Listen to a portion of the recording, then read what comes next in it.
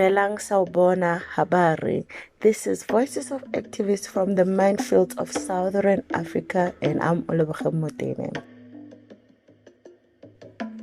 In this podcast edition by the Community Monitor School under the Benchmarks Foundation, we remember the tragedy of the mining community in Marikana, located in Rustenburg in South Africa, where 34 miners were killed and 78 seriously injured when police opened fire on mine workers protesting for a wage increase.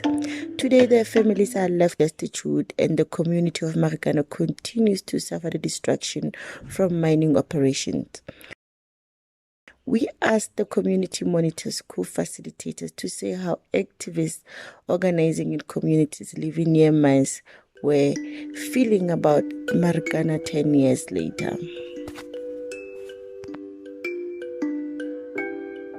Sikukune land in Limpopo has been completely taken over by 35 mines, with 10 more to come. There's no development in our area, only breakdown for the majority of the people. Our cattle and community farming is dying. We have become a mining camp for the unemployed. And now we see the big mines start to close, leaving more people unemployed and destroying the small businesses that grew around mining. In our suffering, we feel the pain of the families and communities of Marikana. My name is Francina Kosi, based in the rural area of Lephalale in the northern part of Limpopo. We live in the middle of giant projects like Medupi Power Plant, Matimba Power Plant, including Exaro coal mine. These economic developments have destroyed our traditional villages, including our indigenous plants, and brought us large scale of unemployment, water shortages, as well as social problems. We are the same as Marikana and other mining affected communities. We have seen no development in the last 10 years, but only few benefits.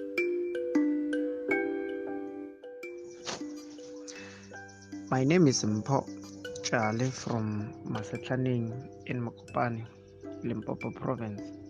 We are in solidarity with people of Marikana because we experience the very same problems they are experiencing, workers and also residents residing in the mining communities.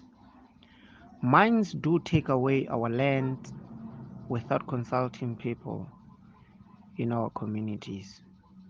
They work with politicians and traditional leaders who look after their private interest. The tragedy of mining and future Marikanas can only be stopped when people in communities and workers take control of their own lives.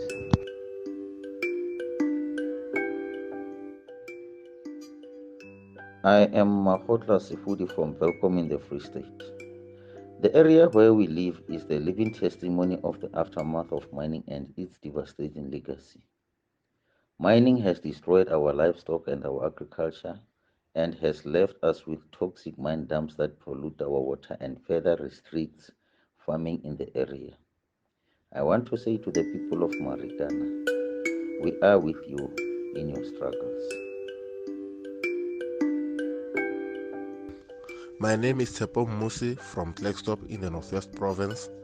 The struggles facing us is the aftermath of mining, which includes high unemployment rates, acid mine drainage, abandoned mining shafts that breed illegal mining activities, which comes with violence to our local communities. Marikana has left deep emotional scars and terrible underdevelopment. We remember Marikana as the pain continuing across mining communities in South Africa.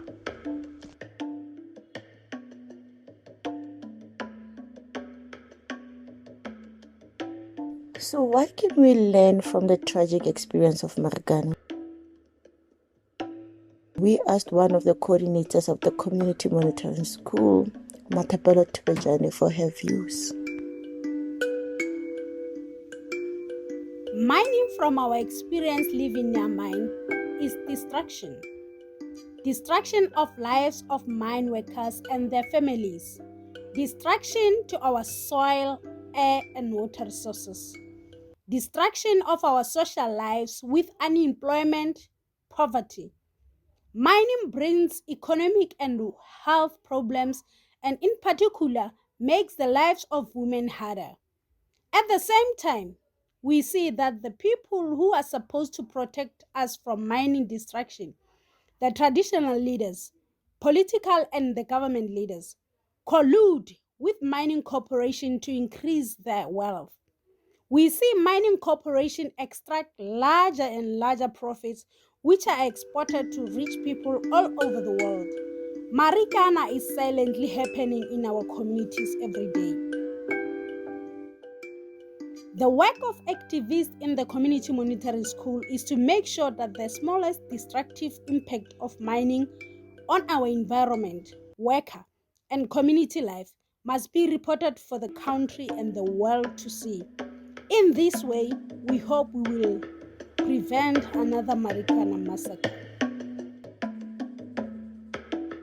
Voices of Activists from Minefields is produced by the Community Monitor School, the project of the Benchmarks Foundation.